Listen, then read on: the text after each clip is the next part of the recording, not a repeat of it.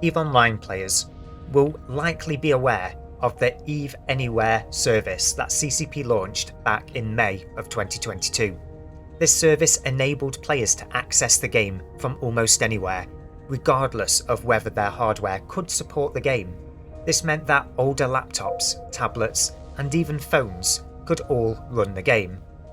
But it had its limitations. The game itself was streamed to the device, requiring a strong internet connection that even today many cannot sustain in their own homes at peak times.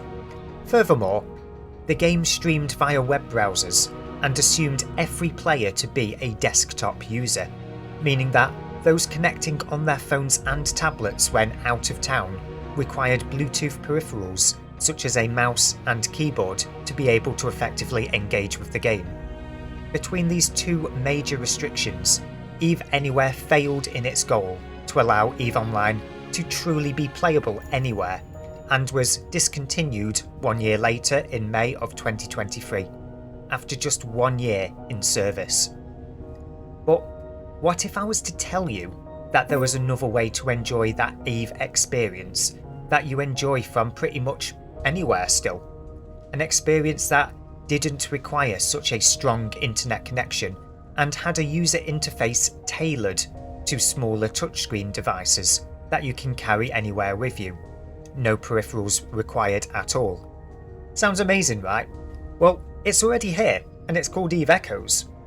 Launched in August of 2020 on Android and iOS and published by NetEase under license from CCP, EVE Echoes is a variation of EVE Online.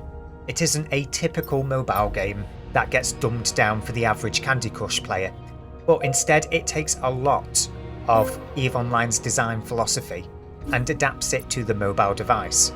The developers at NetEase didn't just make a complete copy-paste of the game, they changed features such as autopilot and insurance to make it more compatible with the mobile platform and to better enable short-form content, as well as adding in their own flair in places, such as the nanocore, which enables players to customise the appearance of their ship by changing the colour palette for the ship's own skin, in addition to bonuses on certain attributes for the ship itself. By now, a number of people have already clicked away from the video, having already heard the word mobile even once, but to those of you that are still here, give the game a try. A large proportion of the EVE Echoes community are former EVE Online players, myself included. EVE Online, whilst an incredibly large and fleshed out PC game, simply isn't compatible with many people's lifestyles, given the amount of time players have to dedicate to sitting at their desks. EVE Echoes, being much more accessible as a mobile game, means that you don't have to choose between family and gaming, cross your legs during a CTA, or eat your meals in solitude at your desk. Yes, there are naysayers, as with all online communities that will make it their God-given mission to convince you to never play the game. And the number one argument against playing this game tends to be monetization, mainly because the game is quote-unquote a mobile game, and the monetization in mobile games is all bad and manipulative, right? But what does that mean today?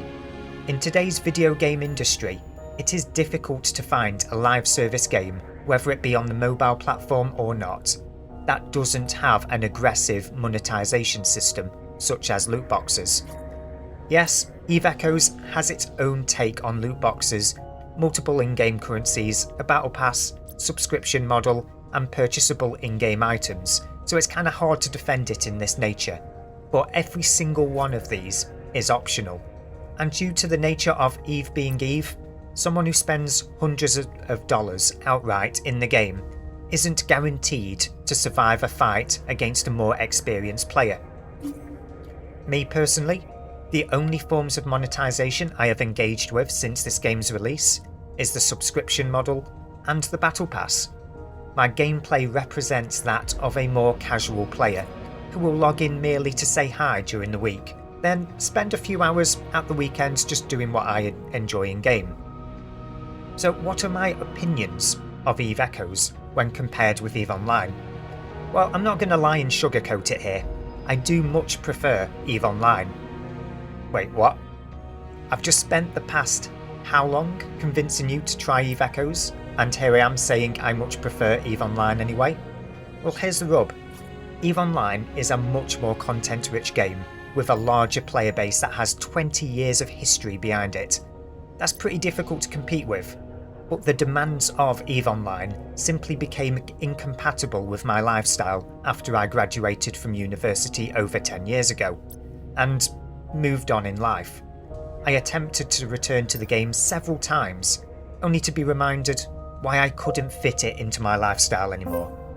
EVE Echoes, however, scratches that itch pretty well for a game that has only 3 years worth of history behind it and content. But most importantly, I don't have to structure aspects of my lifestyle around this game. Instead, the game is flexible enough to find its own space in your current structure without you having to make concessions in life. That, for me, is the most important aspect of this game, and I hope you'll agree too when deciding which path to take. Before I close off this video, if you're even remotely interested in trying out this game, hit that subscribe button and stay up to date with any big changes that might be in store for EVE Echoes. But most importantly, if you have any questions about EVE Echoes, feel free to ask them in the comments section below. I'll answer what questions I can down there, and may even do a video answering some of those questions if they prove to be a little bit too difficult to get down into writing.